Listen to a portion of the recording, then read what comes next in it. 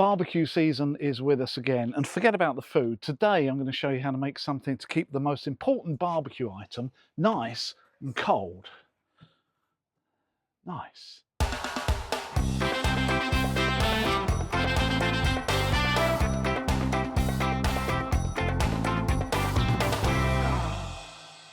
Now, if you're going to build a patio cooler, unless you really want to go from first principles, I would suggest starting with a pretty standard cool box and then building around it.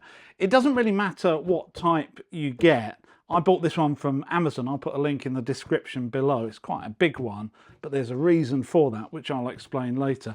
It doesn't matter which one you get, but there are some features on cool boxes that will make this project a lot easier and a lot more successful. The first one is, on the side, if you can find something with handles that are either flush or that you can take off, that will help enormously. Secondly, the hinges, if you can find something that's got hinges that you can unscrew and then screw back on, if you want to use it as a standard cool box in the future, that might be beneficial.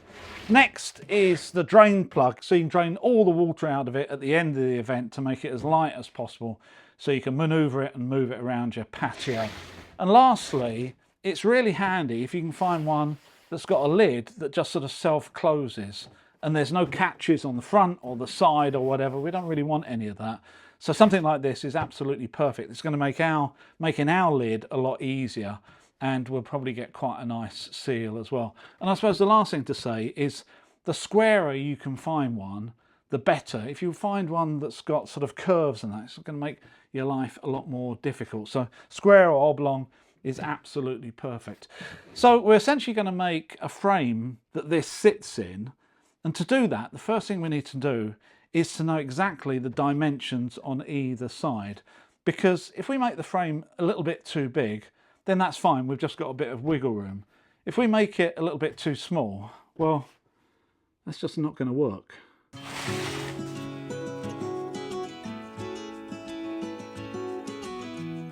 The box that I'm making here is very similar to the raised garden planter project that you may have seen me make a year ago. I'll put a link in the description below and up on the screen here if you want to see how to make this in a lot more detail. 635. And although the box that houses the cooler is all made out of timber, the thing that's really going to stand this project apart is the aluminium clad lid, which I'll get onto in a minute once I've finished the frame. And it's a bit of an unknown for me because I've not really used sheet aluminium before, which I'm looking forward to because I think it's going to make this patio cooler box look slightly industrial and very different. The legs of this box are made out of 2x2 planed untreated timber. Once I've cut the legs to length, and that is about 900mm, which gives me a nice height, I just chamfer off the bottom, which is quite important if you're going to be making furniture that's going to be moved around, say, a carpet, but not so important in this case, but it does make quite a nice little feature at the bottom of the leg. And because the corners of this 2x2 are very sharp, I just ease over the edge with a few strokes of the plane before sanding, just so they're not so sharp, and it means that the paint on the corners have got a little bit more area to cling to.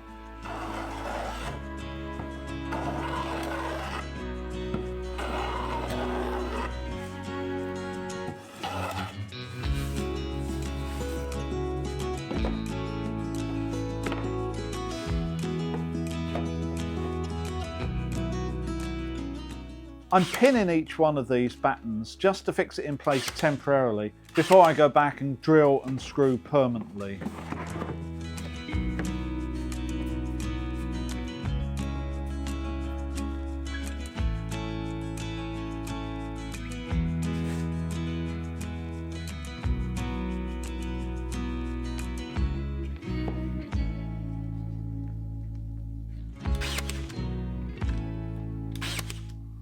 And just a little tip here for depth of drilling. Everyone knows the insulation tape trick on a drill bit, but if you haven't got any insulation tape available like I haven't here, then you can just use a marker with the drill running just to put on a black line to help you understand how deep you're going to drill.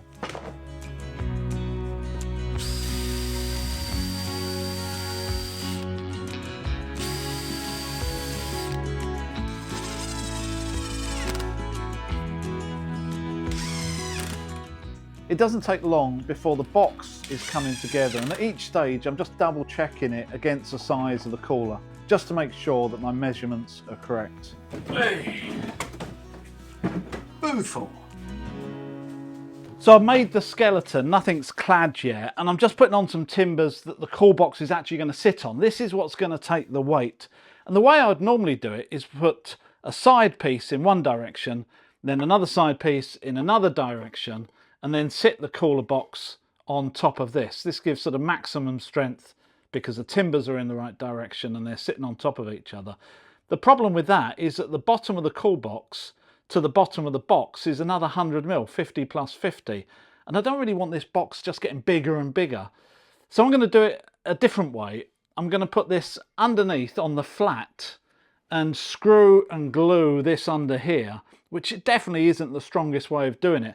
But it does mean that from the bottom of the cool box to the bottom of the whole unit is only 25 mil rather than 100, saving 75 mil. I don't want this box to be bigger, and if I do that with enough glue and enough screws, then I should be okay.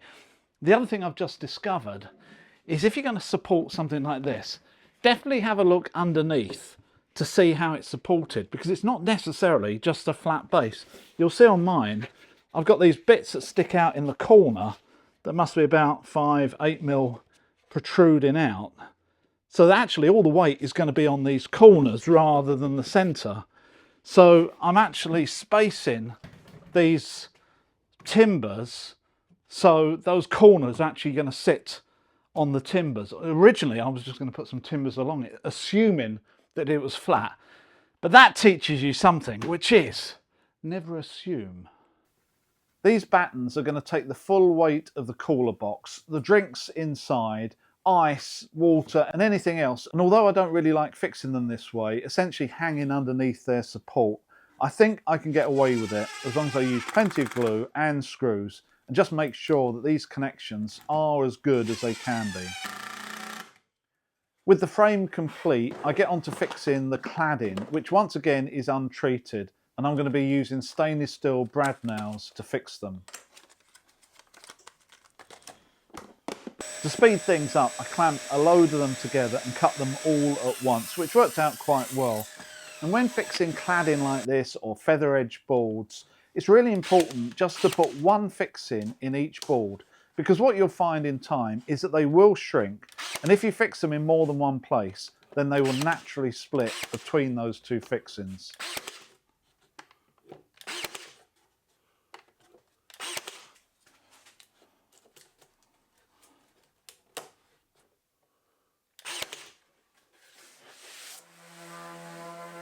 With the top rail fixed, I can give everything a little bit of a sand in and round over the edges. And here's another little tip. The hinges that I've taken off from the cooler box, I fix within the new box, which means I'm never going to lose them. And if I want the cooler box just back as a standard cooler box, then I know exactly where those hinges are and then put everything back together as I found it. With the outside of this box now painted, I can also attach the plastic feet with some stainless steel screws, which will just help give the whole thing a bit of longevity in the rain.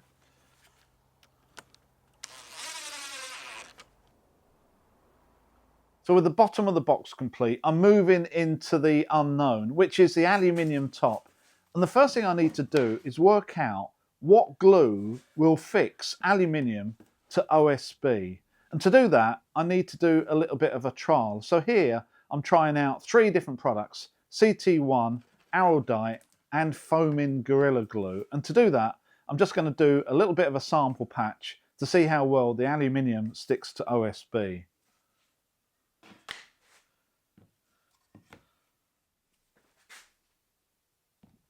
I left the sample panels overnight to fully cure, and this is what I'm presented with the next morning, which wasn't really what I expected. And what's happened is the Gorilla Glue that tends to foam up has foamed up so much it's pushed the 2 bits apart, and then the friction's gone, it's all fallen apart. And that is one of the problems with that Gorilla Glue. It does fill voids, but at the same time it foams so much that you can end up with the 2 pieces that you're trying to glue together actually being like 1 or 2 millimeters apart. So in some ways that is good in some circumstances, in others that's not so good. So I'm not so keen on that. Let me just see if I can get the other sample detached. Right, okay.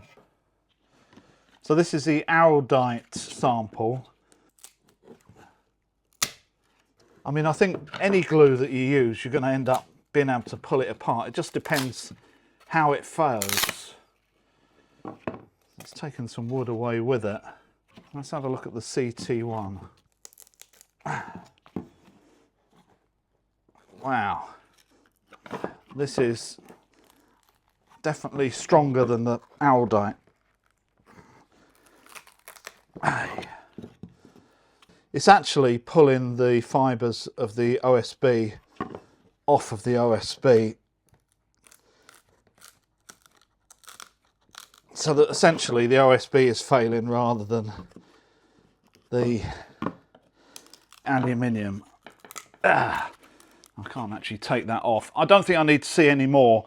Definitely the CT1 is the strongest, and to be honest with you, it's the easiest to use as well. There's no mixing or anything. It didn't foam up and there's no two parts.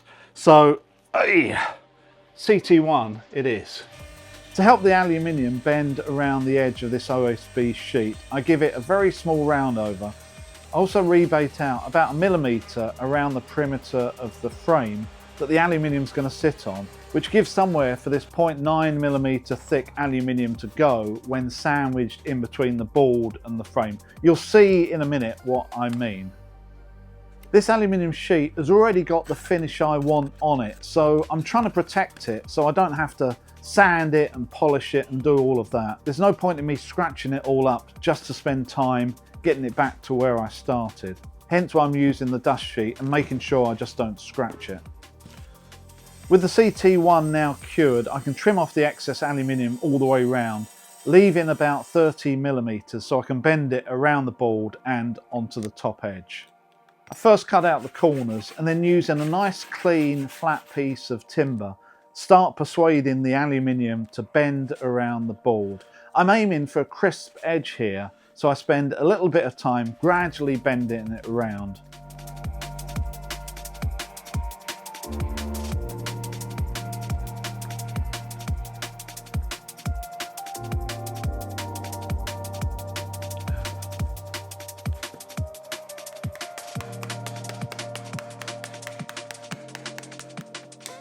With the board flipped upside down, I can now finish off bending the aluminium around the top.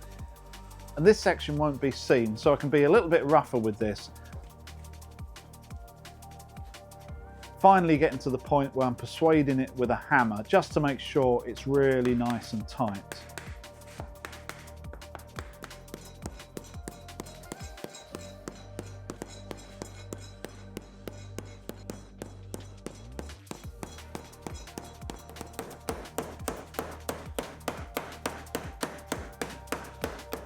The corners of the aluminium I just bend round the best I can with a hammer, which actually just ends up quite nice because this aluminium is obviously nice and soft. And I'm really happy with the way this aluminium sheet came out.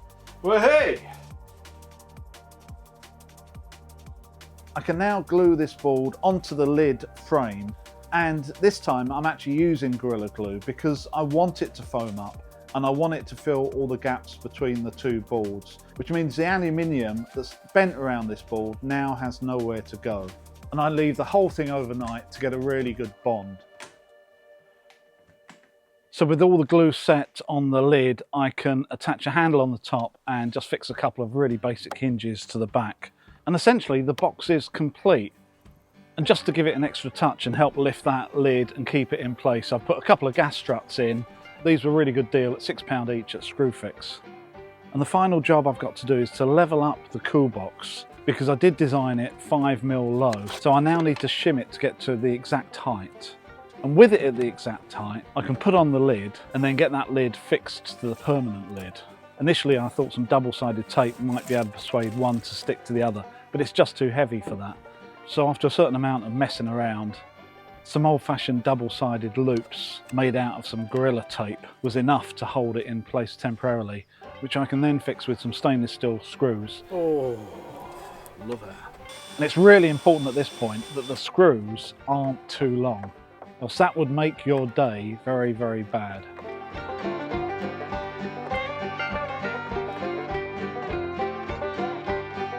Lovely.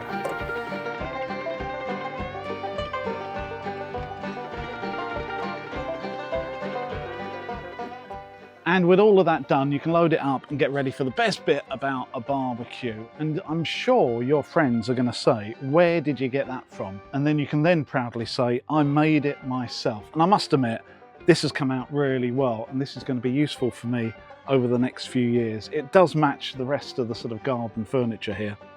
And on the side, I built this little flap that moves up so you can actually drain the water out once you've finished. And I said at the beginning, I picked the large cool box for a reason.